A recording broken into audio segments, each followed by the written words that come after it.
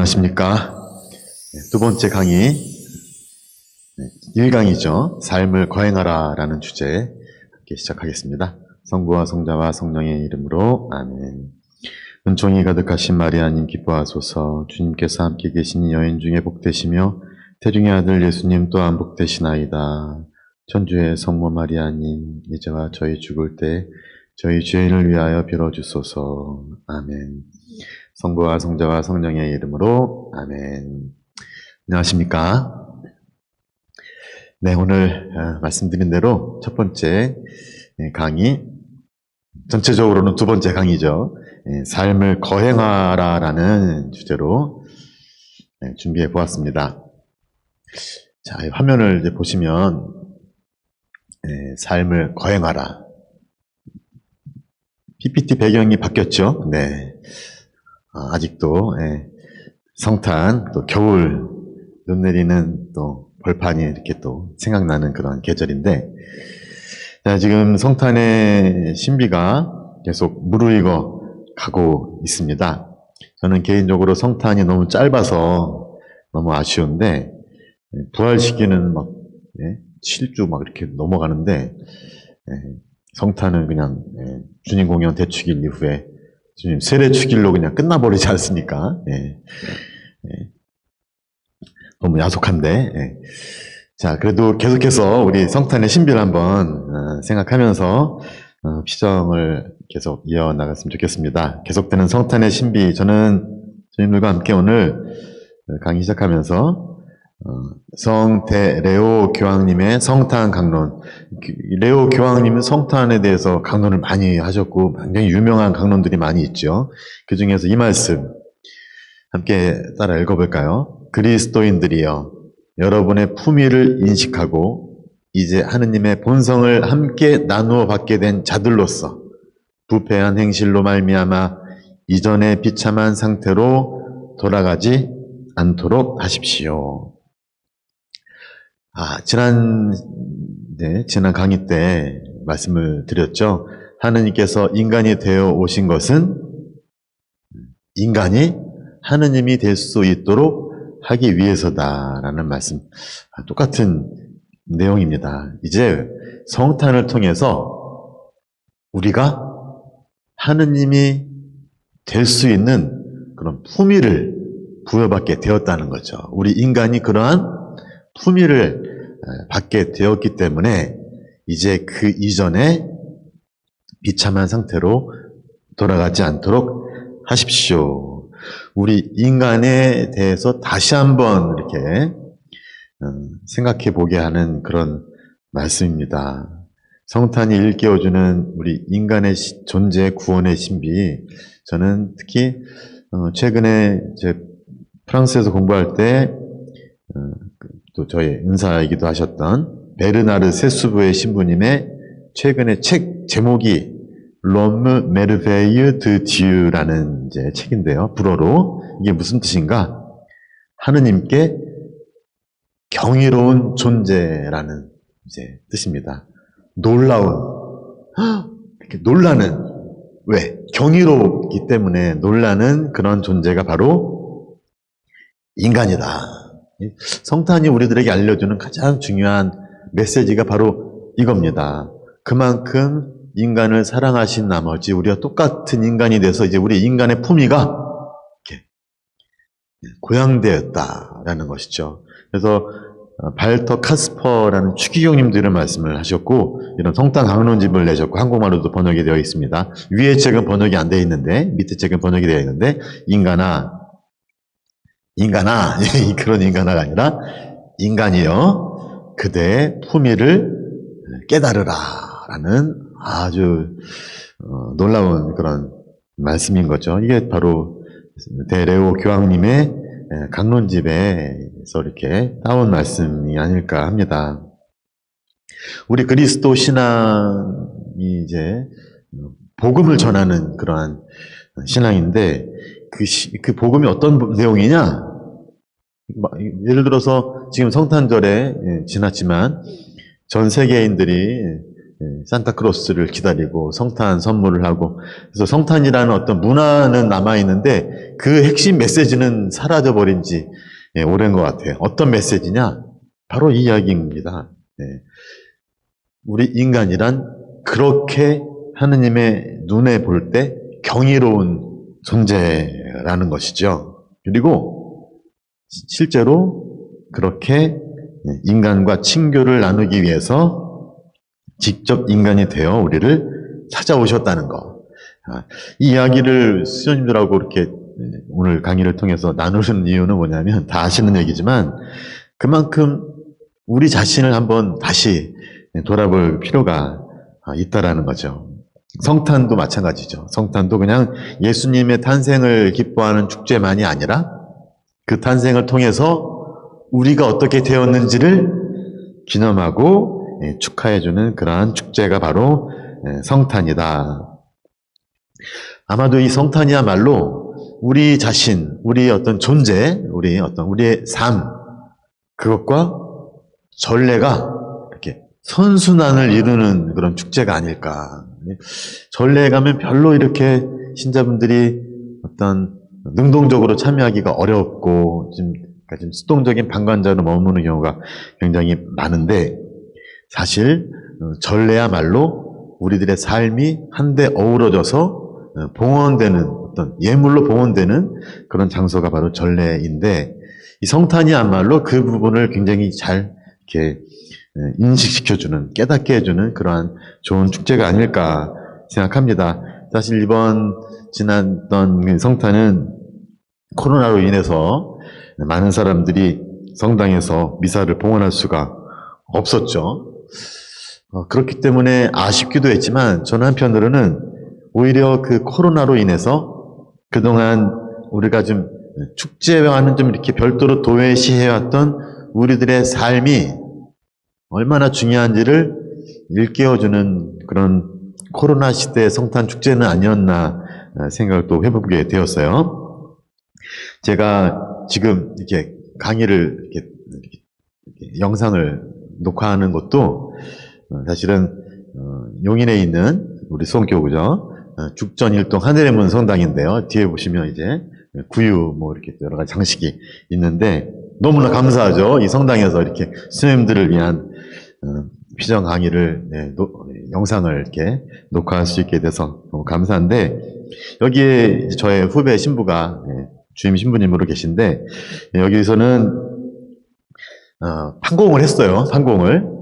야, 이 시국에 무슨 판공이야 했는데 바이러스 할아버지도 뚫고 들어갈 수 없는 그런 어떤 이제 철저한 방역을 이렇게 하는 그런 고해소를 따로 만들고 근데 신자분들의 고해를 저도 오랜만에 이렇게 들을 수 있었는데 정말 코로나 시대로 인해서 많은 사람들이 힘겨워하는 것을 경험하기도 했지만 동시에 그것을 굴하지 않고 그 어려움을 극복해가는 신자분들의 그러한 삶의 또 신앙의 멋진 모습도 목격했던 곳이 바로 이곳 성당인데 여기서 제가 제안했던 것이 있어요. 그래서 대림특강을 하면서 우리가 만약에 성탄을 집에서 밖에 거행할 수 없다면 아쉬워만 할 것이 아니라 우리들의 삶을 성탄 예절을 거행할 수 있는 장소가 되게 하면 어떨까 해서 성탄을 각자의 삶에서 각자의 가정에서 예식으로 거행하라 이런 어떤 제안을 거행하자라는 제안을 했던 것인데 사실 오늘 드리고자 하는 그런 강의의 주제와도 연결이 됩니다. 오늘 강의 주제 삶을 거행하라라는 이 주제는 제가 어저께도 말씀드렸던 그런 우리들의 피정의 주제 어떤 부름받은 존재로서의 나 자신을 조금은 더 구체적으로 바라보고 다가서기 위한 하나의 어떤 저 나름대로의 고민이 담겨있는 그러한 주제가 되겠습니다. 삶을 거행하라. 삶의 거행. 무슨 말인가?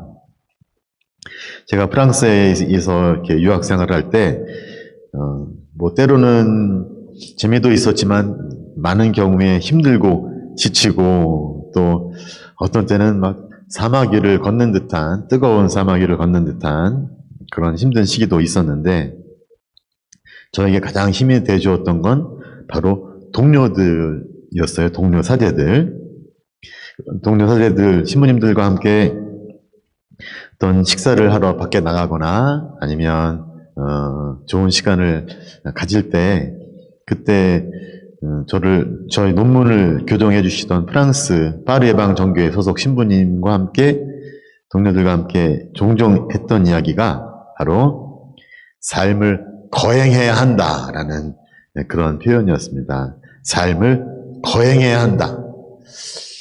그 삶을 거행하자라는 그 말만 들어도 어떤 느낌이 들었냐면 나의 하루의 삶이 고역이고 힘들고 지치고 정말 이렇게 좀 그런 느낌이었는데 이렇게 예식을 주로 거행하게 되잖아요. 예식처럼 나의 삶을 거행한다는 말은 그런 나의 삶을 고역이나 힘든 짐으로가 아니라 어떤 거룩하고 이렇게 좀 고귀한 어떤 무언가로 만드는 그런 힘이 그 언어에 담겨 있지 않았나라는 생각이 들었습니다. 예식을 거행하듯이 내 삶을 거행한다. 예식에 가면 무엇이 있습니까? 아시겠지만 어떤 일상을 벗어난 장소가 있겠죠. 예식의 거행 장소, 그리고 음악이 있고, 그다음에 말씀이 있고, 또 아프리카 가면 또 춤도 있고, 그다음에 제스처, 어떤 상징, 어떤 인물, 아무튼 그 예식의 어떤 예식을 구성하는 다양한 요소들이 함께 어우러져서 그 예식을 아주 풍요롭고 숭고하게 만드는 것처럼 우리 삶도 혼자서 그냥 외롭고 쓸쓸하게 이렇게 막 고역처럼 하는 것보다 함께 사람들과 함께 어울려서 노래도 부르고 술도 한잔하고 또 축하도 하고 서로 어떤 바라보고 말씀도 나누고 아무튼 이런 걸 통해서 우리들의 삶을 그렇게 고양시키는 그런 것이 제 유학 생활에서 굉장히 좀 중요했고 힘든 시기를 이겨낼 수 있었던 그런 지혜로운 시간이 아니었나 생각을 하는데 사실 우리가 농담삼아 했던 그 존재를 거행하라라는 말이 보니까 그런 표현들을 사용했던 몇몇 분들이 또 있어서 한번 같이 이야기를 나눠볼까 하는데요. 먼저 스님들도 잘 아시겠지만 안셀름 그류인이라는 독일 베네딕토의 수사 신부님이시죠. 신부님께서 쓰신 책 중에서 우리 한국말로 번역된 많은 책 중에서 이런 제목을 가진 책이 있어요. 내 삶을 가꾸는 50가지 방법. 내 삶을 가꾸는 50가지 방법.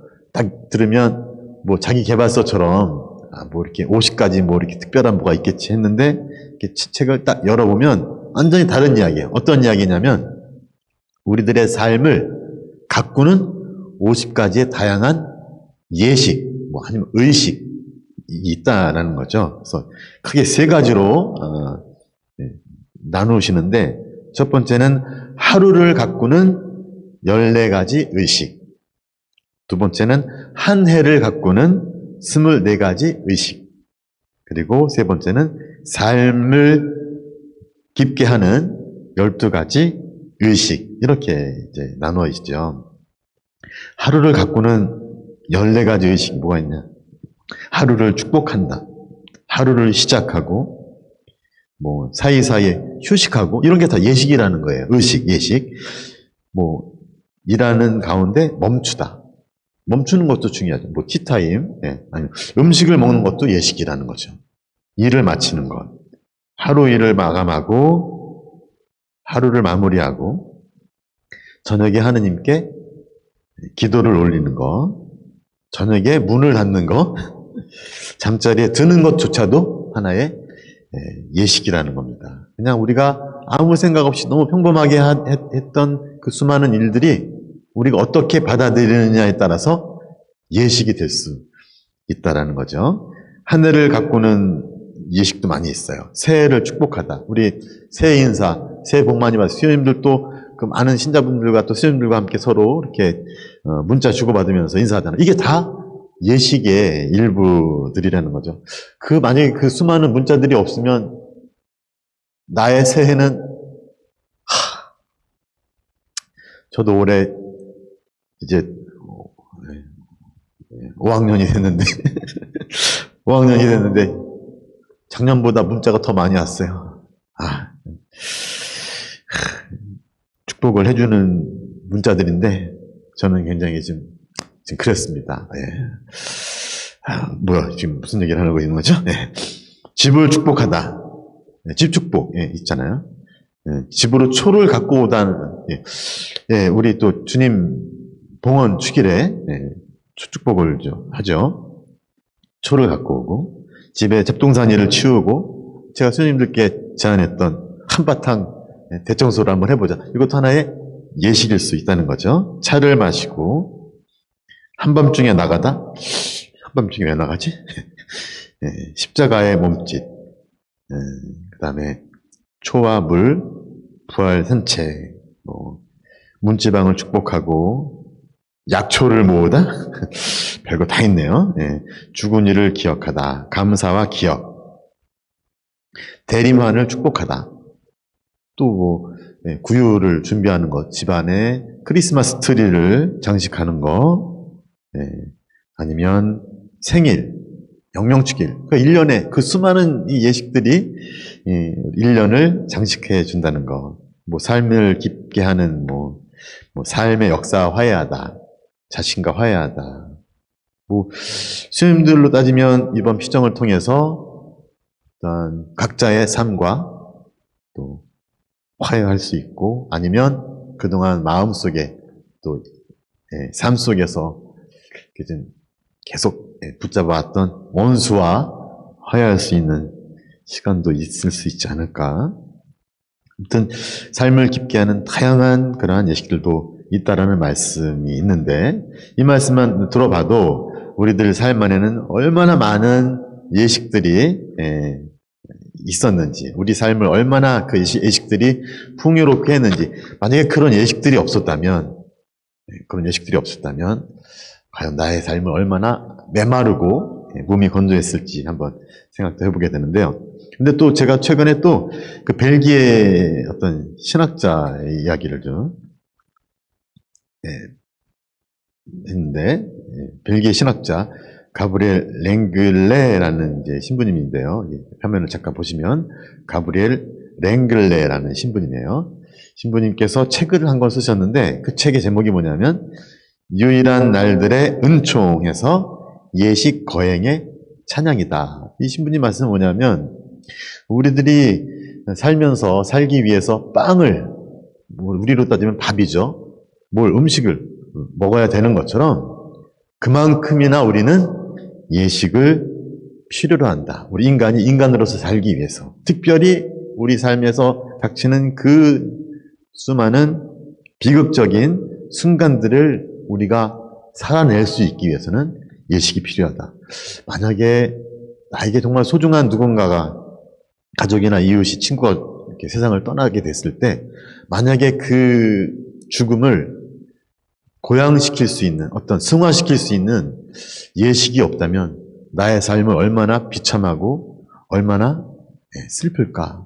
오히려 그 예식을 통해서, 장례의 어떤 기간, 또 예식을 통해서 그 수많은 사람들의 방문과 또 나눔, 기도, 또 어떤 예식의 거행, 이런 것들을 통해서 그 고통스럽고 비참한 순간을 내가 정말로 예식을 통해서 잘 이겨낼 수 있다고 생각한다면, 그만큼 이분의 말씀, 우리는 빵만큼이나 인간으로 살기 위해서 예식을 양식으로 필요로 한다. 특히 죽음에 이르기까지, 이분이 특히 이제 어떤 호스피스 같이 죽음에 다다른 사람들에게 어떤 사목적인 케어를 해주시는 분인데, 이분 말씀은 그거예요. 우리가 어떤 처지에 있든지 간에 우리가 그 시간들을, 그 삶들을 의미 있게 보내기 위해서는 그 안에 어떤 의식들을 만들어야 된다라는 거죠. 만약에 시한부 인생을 살고 있는 사람이 있어요. 그 사람의 하루하루는 정말로 마지막 불꽃을, 꺼져가는 불꽃을 마지막 꺼져가는 보면서 소진해야만 하는 고통스러운 하루하루겠지만, 만약에 그 하루하루를 내가 의식으로 승화시킬 수 있다면, 그 남은 날들은 그 수많은 시간들의 어떤 거행할 수 있는 아름다운 그런 의식의 순간들이 될 수 있다라는 것이죠. 그걸 통해서 죽음을 전혀 새롭게 맞이할 수 있다라는 그런 말씀도 그 책에서는 해주고 계십니다. 그러고 보면 우리의 삶은 다양한 예식들이 존재하고 있죠. 우리 성당에서만이 아니라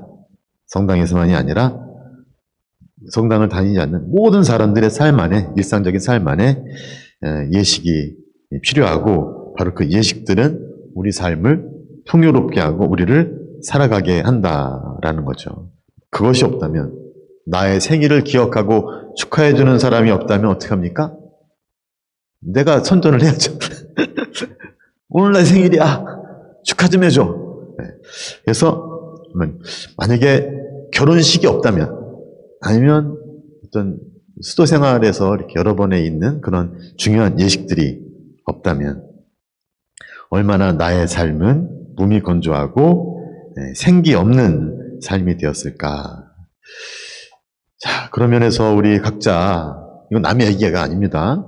또 이런 말씀을 오늘 피정 때 들려드리는 이유는 우리 스님들 한 분 한 분께서 아직까지 태어나서 지금까지 살아오시면서 그동안 얼마나 많은 예식들이 우리들 각자의 삶을 아름답게 순화하는지를 한번 생각해 볼 필요는 있지 않을까, 그런 말씀을 드리려고 했던 거죠.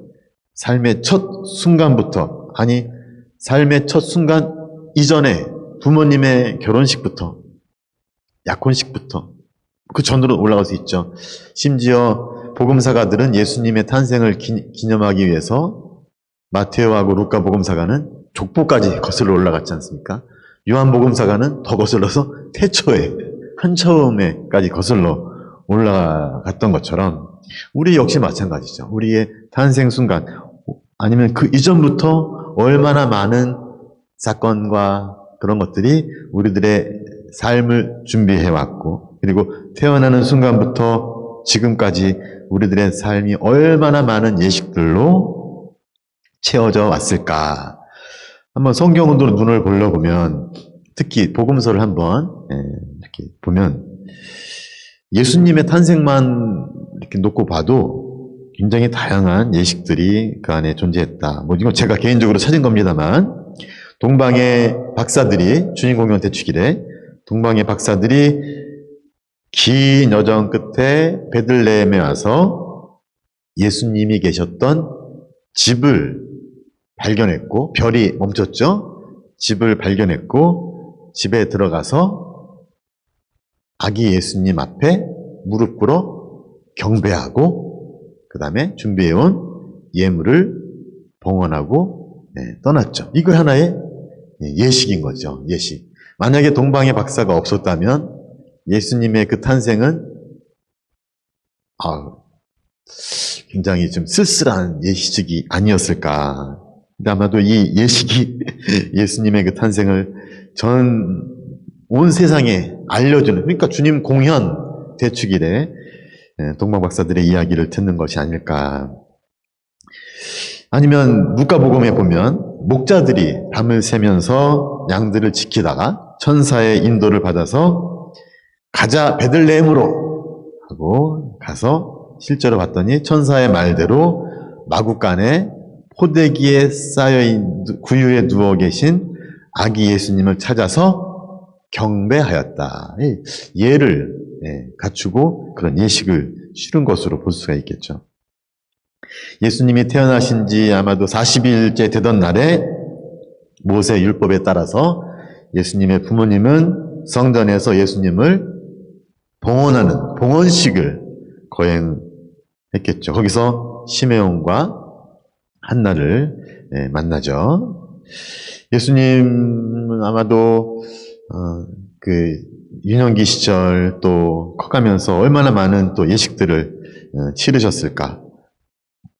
또 예수님은 공생활을 시작하시기 전에 세례자 요한으로부터 세례식이죠. 세례를 받으셨고, 또 공생활을 시작하면서 예수님께서 가르치신 곳은 회당이었다. 이것은 그만큼 예수님과 예수님의 부모님께서 그 긴 어떤 사생활 동안 얼마나 열심히 회당에서 예식에 참여했는지를 알려주는 그런 이야기일 수도 있겠죠. 다 하면 끝도 없겠지만, 또 예수님의 공생활의 끝자락에 예수님께서는 제자들과 함께 파스카 만찬, 파스카 예식, 마지막 만찬을 함께 하셨고, 제자들은 예수님이 돌아가신 다음에 시신을 모시고 장례를 치루었죠. 이건 아주 몇 가지만 제가 뽑아서 한번 생각해 본 것인데, 복음서에도 얼마나 많은 예식들이 우리들 삶을, 특히 예수님의 어떤 그런 온 삶을 이렇게 또 아름답게 순화하는지를 이렇게 좀 보여줄 수 있지 않나라는 생각을 해보게 되는 것이죠. 자, 우리 삶을 한번 돌아와 보면 좋을 것 같아요. 우리 지금까지 살아오면서 얼마나 많은 예식들이 행해졌고, 그 안에서 우리 삶을 얼마나 많이 그 예식들 통해서 풍요롭고 고귀하게 되었나. 우리가 태어나면서 얼마나 많은 사람들이 축하해주고 축복해주고 기뻐하면서 또 우리 가족들을 방문하고, 생각해보면 백일잔치, 돌잔치, 얼마나 많은 또 아름다운 그런 순간들이었습니까? 우리가 태어나면서 맞은 그 수많은 예식들, 입학식, 여기다가 이렇게 손수건 이렇게 하고 코 이렇게 하면서 입학식. 저도 기억나는 것 같아요. 초등학교 입학식 날 엄마 손 붙잡고 학교까지 가서 생전 처음으로 엄마 없이 학교에서 혼자 이렇게 앞으로 나란히 해가지고 줄 서서 이렇게 하는데 얼마나 무섭고 떨리는지, 그 긴장되고 설레는 그 순간, 그러면서도 그동안 보지 못했던 엄청나게 많은 친구들과 함께 했었던 입학식, 방학식, 아니면 개학식, 졸업식, 아니면 성당으로 따지면 세례성사, 천년성체, 고해성사, 견진성사, 얼마나 많은 예식들이 또 우리 삶을 또 채워왔습니까? 수녀님들은 생각해 보시면, 어떤 수녀님들을 처음 만났을 때, 수녀가 처음 이렇게 알게 됐을 때, 아니면 첫 서원, 계속해서 이어지는 여러 가지 단계의 그런 예식들, 또 어떤 분은 은경축을 맞으셨을 수도 있고, 어떤 분은 금경축을 맞으셨을 수도 있고요. 아무튼 그렇게 수많은 예식들이 우리 삶을 채워왔다. 이런 말씀을 드리는 이유는 아까 말씀드렸지만, 그 수많은 예식들, 내 삶을 채워온 예식들, 그 안에서 나의 삶을 어떻게 이렇게 아름답게 빛을 발했는가. 특히 내 마음에서 가장 인상 깊게 남은 예식은 어떤 것일까? 또 한편으로는 예식으로 승화시켜야만 했는데 그러지 못해서 내 마음속에 상처로 남아있는 그런 비참한 순간들도 있겠죠. 혹은 예식의 차원으로 다시 한번 승화되어야 하기 때문에 기다리고 있는 그런 마음의 기억과 상처들도 있겠죠. 어떤 수녀님에게는 이번 피정이, 혹은 저하고는 또 이번에 할 수가 없게 됐지만 고해성사를 통해서, 혹은 병자성사를 통해서 이렇게 치유해주는 성사니까, 이런 성사들을 통해서 다시 한번 끄집어내서 예식으로 승화시켜야만 하는 내 안에 어떤 고통스러운 기억, 상처, 사건들은 없는지도 생각해 볼 수 있지 않을까. 저는 비록 1년밖에는 본당에서 이렇게 생활해보지 못했지만, 보좌하실 때요, 그 1년만큼 다양한 경험을 한 적도 사실은 없지 않나라는 생각을 했어요. 제가 길지는 않았지만 1년 동안 본당에서 보좌 생활을 하면서 저에게는 많은 예식들이 있었지만 그래도 그 중에서 가장 기억에 남는 예식을 하나 꼽으라고 한다면 저는 제가 이렇게 이름을 붙였는데요. 세상에서 가장 아름다운 혼인 예식이라고 이름을 붙였는데 어떤 이야기인가? 어느 날 제가 본당에 있을 때 전화가 왔어요. 어떤 연로하신 형제님께서 지금 병원에 계신데 굉장히 좀 유중하신데 신부님을 급히 뵙고 싶다는 거죠. 그런데 그분께서 전화를 하셔서 청했던 것은 병자성사가 아니라 혼인성사였다는 거죠. 병원에서 혼인성사를 부탁을 한다. 참 아리송했죠. 근데 사연이 이러했습니다. 우리 형제님께서는 굉장히 나이가 많이 드셨는데 중병으로 입원해 계셨는데 그동안 성당에서 혼인을 치르지 못한 것이 평생의 한이 되어서 남아 있었다는 것이죠. 아마도 젊은 시절에 신자로서 젊은 시절에 신앙생활을 좀 멀리 했고 그 와중에 사랑하는 분을 만나서 사랑하는 여인을 만나서 결혼까지 했는데 신자로서 마땅히 혼례를 성당에서 정식으로 올려야 되는 것을 아셨지만 그렇지 못한 것이 그분에게는 한평생 죄의식과 한으로 남아 있었다는 겁니다. 그래서 이제 매일매일 병색이 짙어가는 당신의 모습을 보면서 지난 50년 동안 정말 이루지 못했던 아내분과의 혼인 예식을 하느님 앞에서 정식으로 올리고 싶었다고 말씀을 하셨습니다. 제가 몇몇 봉사자들과 함께 병원에 도착을 했고 형제님께서는 아주 상기된 모습으로 저희를 반갑게 맞아주셨죠. 그래서 형제님과 자매님 모두 이제 신자분이신데 차례로 한 분씩 한 분씩 따로따로 고해성사를 하신 다음에 그 작은 병실에서 혼인 예식이 거행되었습니다. 하객은 두 분의 증인과 그다음에 저와 함께 동행했던 몇몇 봉사자 신자분들이셨죠. 정말 이렇게 연로하신 두 분께서 혼인 예식을 이렇게 하시면서 제가 이제 질문합니다. 두 분은 혼인 생활을 하면서 일생 서로 사랑하고 존경하겠습니까?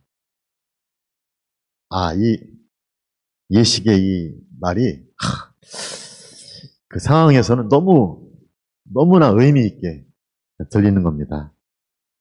일생 서로 사랑하고 존경하겠습니까? 예, 사랑하고 존경하겠습니다.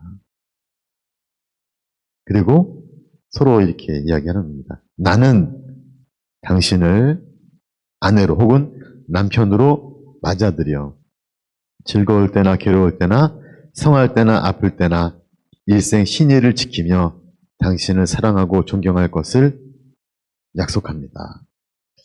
평소에 그냥 무심하게 읽었던 또 들었던 이 구절들이 가슴 속에 아주 깊이 와 닿았습니다.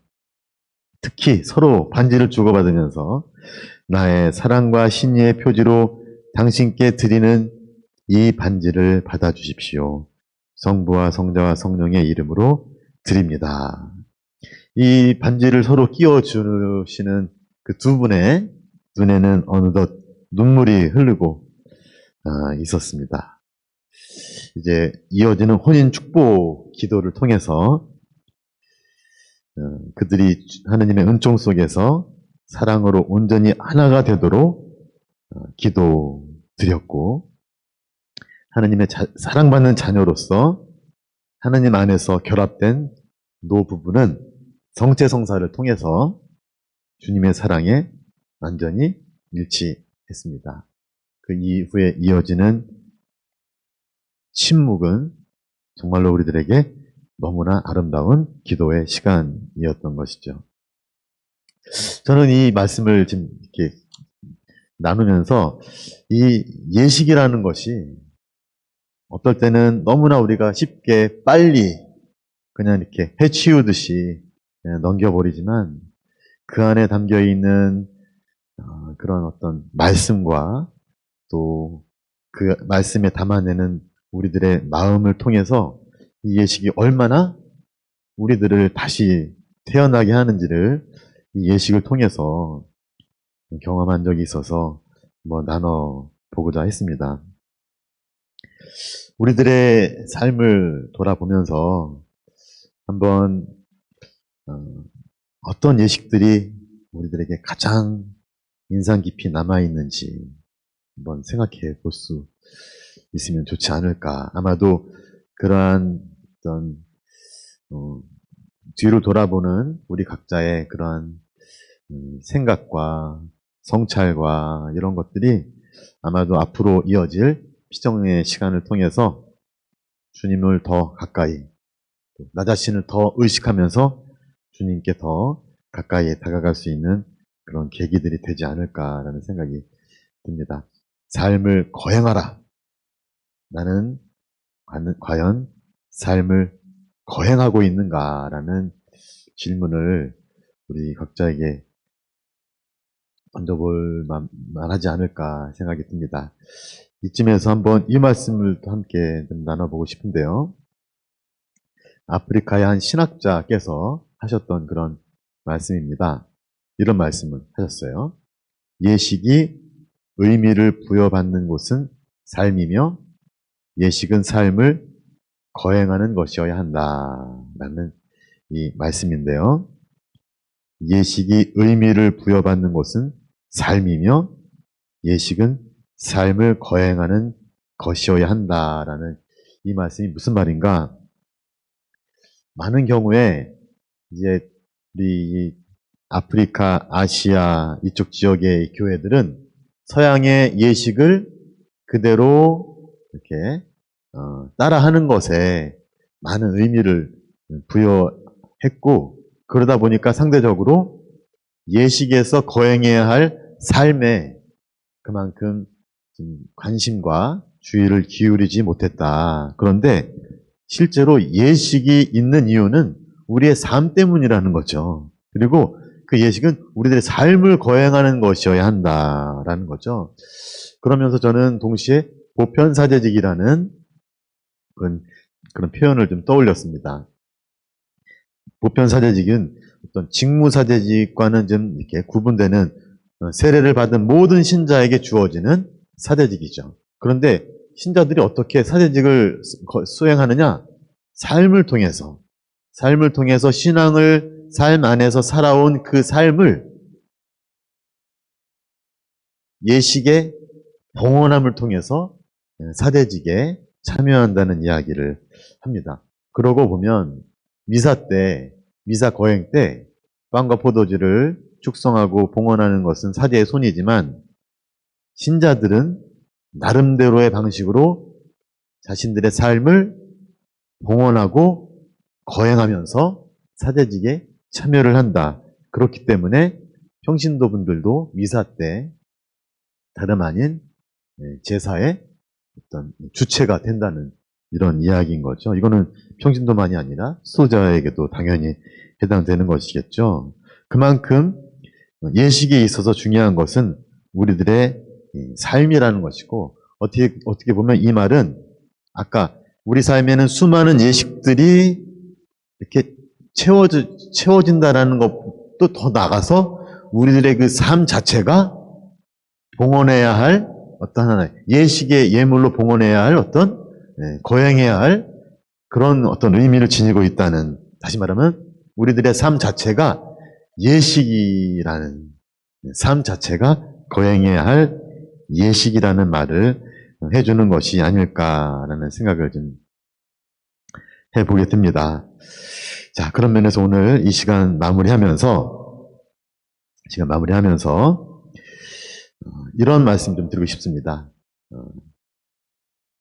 예식과 말씀과 삶의 선순환, 긍정적인 차원에서의 순환이, 악순환이 아니라 선순환이 이루어져야 된다. 제가 그 삼옥정보에 이제 앞부분에 제가 이제 연재를 하고 있는데 거기에서 삶을 거행하라라는 주제로 글을 하나 썼는데 제가 오늘 드렸던 강의하고는 약간 좀 또 다른 내용들이 많이 추가가 되었는데요. 거기서 하는 이야기입니다. 우리들의 삶과 전례 말씀과 전례 예식 그 세 가지의 선순환이 이루어져야 된다. 다시 말하면 미사 때 봉헌하는 예물에 우리들의 삶이 포함되어야 되고 그리고 말씀으로 선포되는 선포되는 내용에는 우리들의 삶이 같이 녹아들어야 되고 그리고 그 예식은 바로 그 삶을 거행하는 것이어야 된다. 그랬을 때 우리는 예식에 참여한 우리는 파견돼서 살아가는 삶 안에서 우리들의 삶을 새롭게 살아가게 된다는 이런 선순환이 계속해서 이루어진다라는 거죠. 우리는 과연 그 선순환을 어떻게 이룰 수 있을 것인가 이거를 한번 또 생각해 볼 필요가 있을 것 같습니다. 동방의 박사들이 그 수많은 난관을 극복하면서 베들레헴의 예수님의 집까지 다다랐지 않습니까? 그리고 그들이 경배하고 황금과 유향과 모략이라는 선물을 예물로 드리고 떠나갔는데 아마도 예수님에게 가장 소중했던 선물은 황금과 유향과 모략보다도 그 예물을 갖고 온 동방의 박사들이고 그들의 삶이고 그리고 각자가 그들이 다른 길로 돌아가서 살 앞으로의 삶이 아닐까. 이것이 바로 예수님이 가장 소중하게 받아주실 그런 예물이 아닐까라는 생각이 들면서 우리 또 스님들 각자가 아직까지 정말로 열심히 살아온 수도생활, 봉헌생활 그 삶 자체가 정말로 아기 예수님께는 하느님께는 너무나도 소중한 예물이라는 거. 그런 면에서 우리 각자는 우리들의 삶이 그렇게 얼마나 소중한 예식으로 봉헌될 예물인지를 얼마나 잘 깊이 인식하고 있고 그 또 예물을 봉헌하기 위해서 얼마나 많은 준비를 하며 살아왔는지 한번 생각해보는 시간, 묵상해보는 시간을 가질 수 있다면 앞으로 이어지는 어떤 피정 시간들 안에서 더 깊이 예수님과의 그런 관계 안으로 또 우리들 성소의 부르심의 매력 속으로 더 깊이 들어갈 수 있는 계기들이 되지 않을까 생각을 해봅니다. 텍스트에 보시면 묵상 구절을 좀 준비를 해봤습니다. 스님들이 알아서 이제 묵상을 하셔도 좋겠지만 이렇게 경배하고 하는 그런 예식들을 한번 묵상하시면서 이들 안에 우리 각자가 어떻게 참여하고 있는지 한번 묵상해 보는 것도 좋지 않을까. 그래서 동방박사들의 경배, 목자들의 경배, 마테오복음과 루카복음 나와 있고요. 또 우리 각자가 한번 노트에다가 우리 삶을 장식해온 아름다운 예식들은 어떤 것이 있을까? 어떤 예식들이 우리들의 삶을 그렇게 아름답게. 그래서 우리가 얼마나 잊고 살아왔나. 우리들의 아름다운 삶을 그 탄생 때부터 아니 그 탄생 전부터 어떻게 우리들의 탄생을 기다려오고 또 우리들이 태어난 이후에는 얼마나 많은 사람들과 예식들이 우리들의 삶을 아름답고 풍요롭게 해왔는가. 이런 것들을 좀 묵상하면 좋지 않을까. 혹시 내 안에 예식으로 정말로 극복해야 할 어떤 어두움은 혹시 없는가? 이런 것도 한번 생각해 보시면 좋지 않을까 생각이 들었습니다. 그리고 혹시 강의 들으시면서 물론 2번에 걸친 줌 통한 만남을 통해서 이야기를 나눌 수 있겠지만 혹시 그 전에 나누고 싶은 이야기라든가 질문이 있으시면 여기 나오는 이메일로 저에게 메일을 보내주시면 제가 각각 혹은 뭐 어떤 그런 특별한 계기를 통해서 이야기를 나눌 수 있지 않을까라는 생각을 하면서 저의 메일 주소도 알려드렸습니다. 네, 강의 들어주셔서 감사드리고 오늘은 여기서 강의 마무리하도록 하겠고요.